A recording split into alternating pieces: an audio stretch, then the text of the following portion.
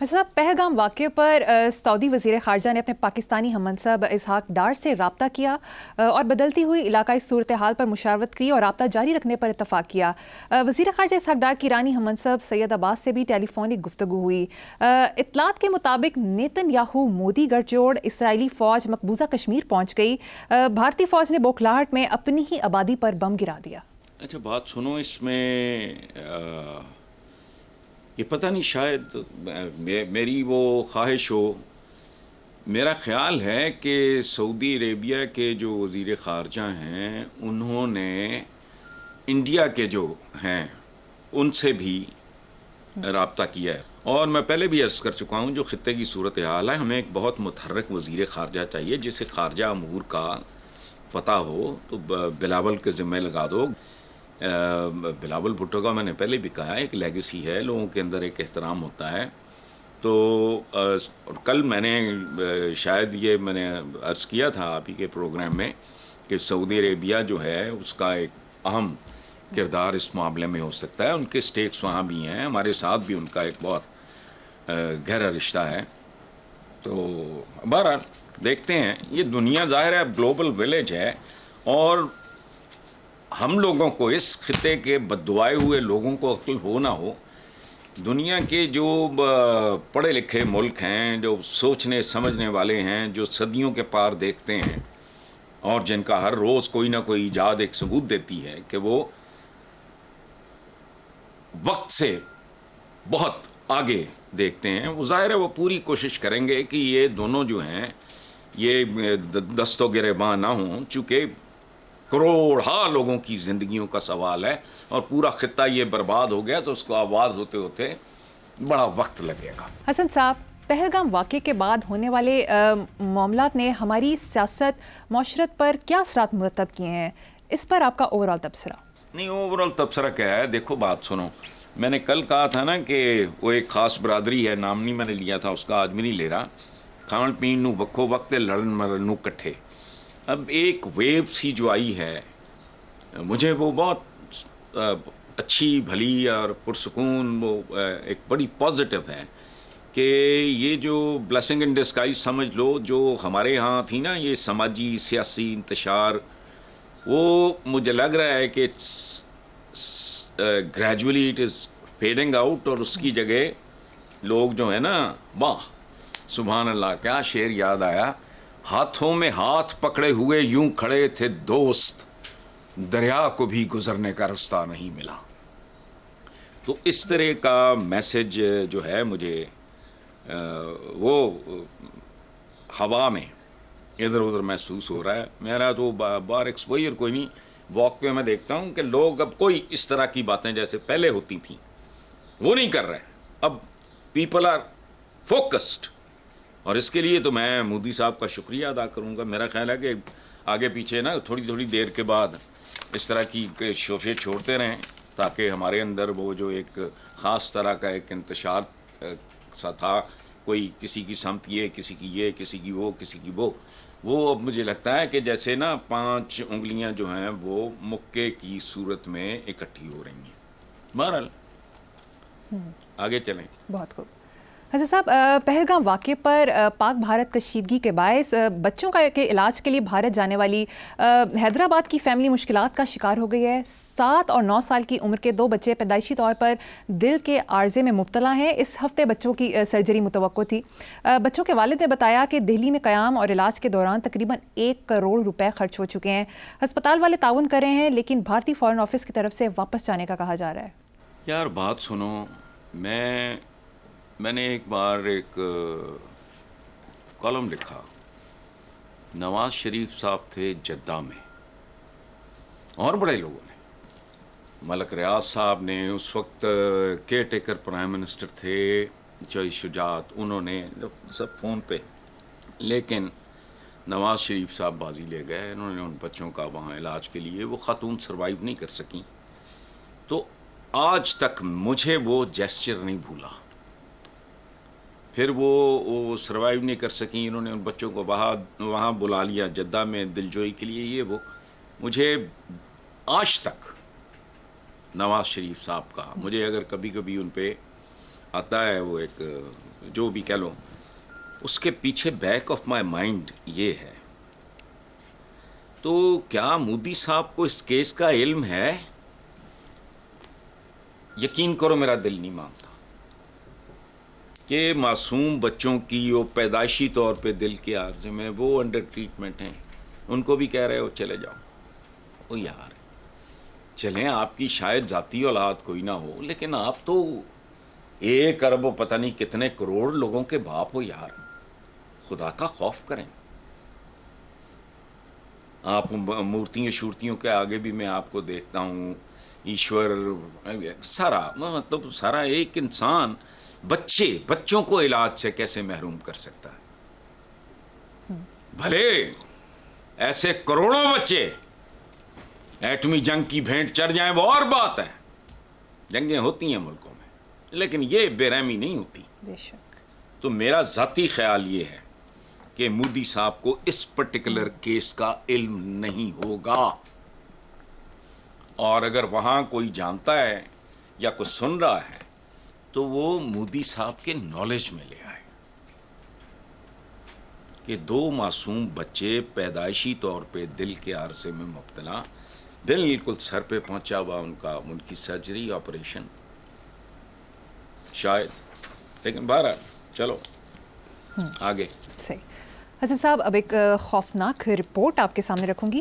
پاک بھارت موجودہ کشیدگی کے تناظر میں برطانوی اخبار کی ایک رپورٹ نے خبردار کیا ہے کہ ایٹمی جنگ نہ صرف جنوبی ایشیا بلکہ پوری دنیا کے لیے تباہ کن ہوگی، جو 15 کروڑ فوری ہلاکتوں اور 3 ارب افراد کی بھوک سے موت کا باعث بن سکتی ہے. تمہارا کیا خیال ہے اگر کوئی ماڑا موٹا کیس ہوتا تو میں اس طرح چیخ رہا ہوتا؟ اندازہ ہے مجھے، اور یہ نقصان شاید اشروں چلتا رہے.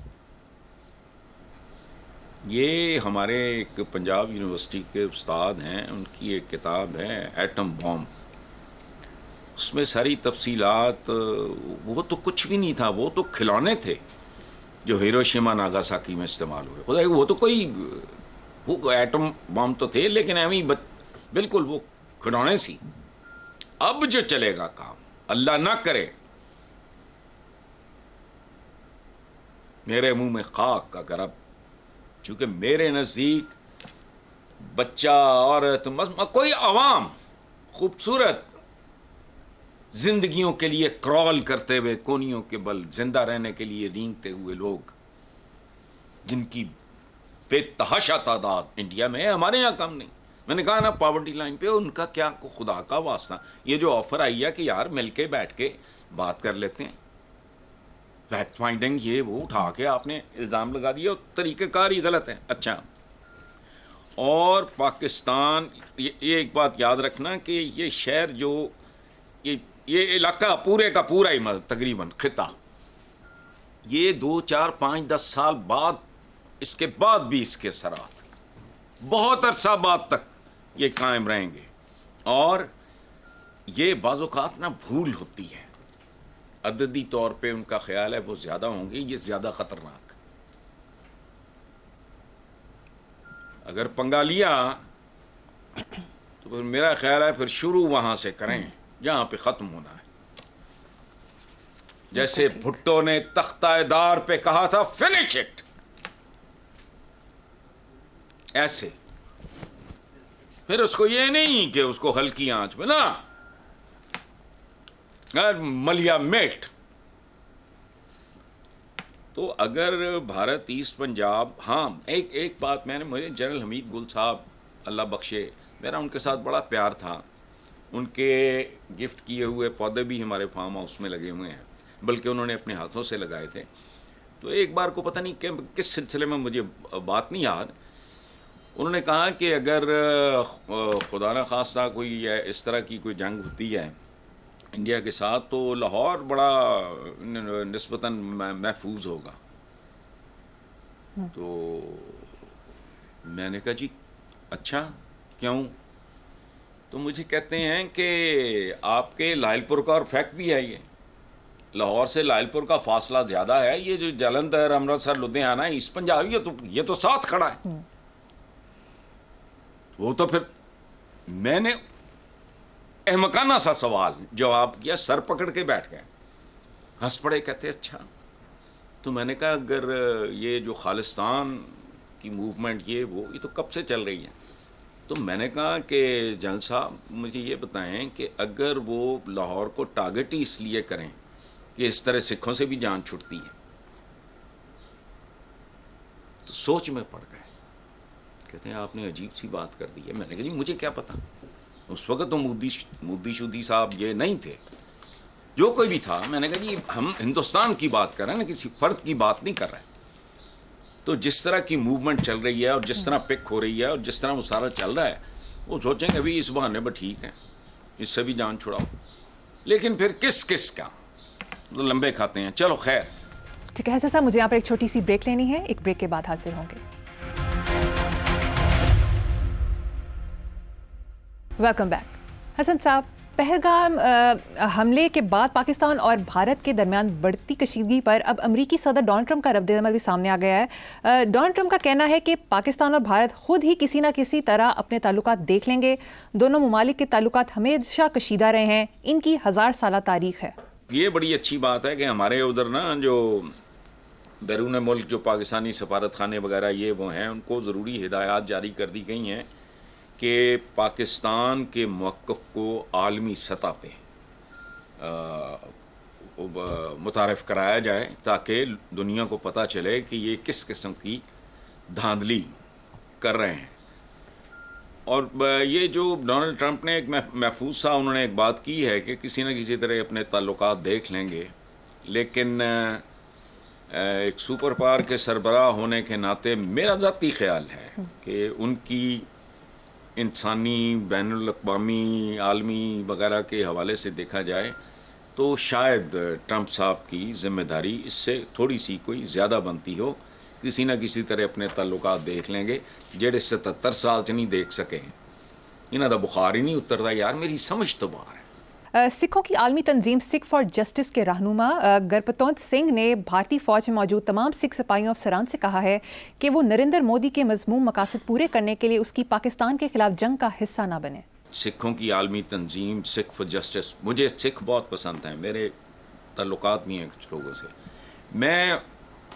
میں نے ان جیسے کھلے ڈلے ریلیکسڈ پیار محبت کرنے والے جو ہیں میں نے لوگ کم ہی دیکھے ہیں. تو اس سے اندازہ لگاؤ کہ سکھ کہاں کھڑا ہے ذہنی اعتبار اور کیوں.